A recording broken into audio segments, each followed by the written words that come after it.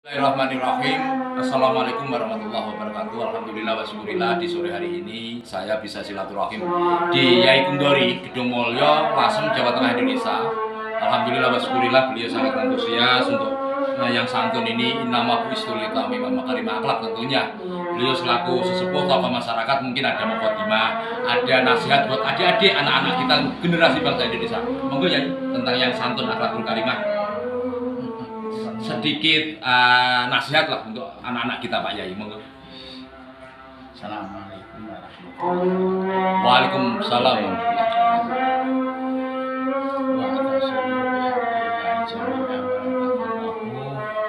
Kita umat Islam harus bersatu untuk membangun negeri ini, karena dengan bersatu kita akan kuat. Dengan bersatu kita bisa meraih segalanya.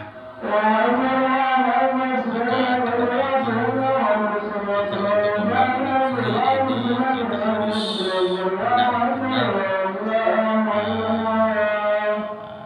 saling silaturahim, saling mengisi dan saling mengingatkan.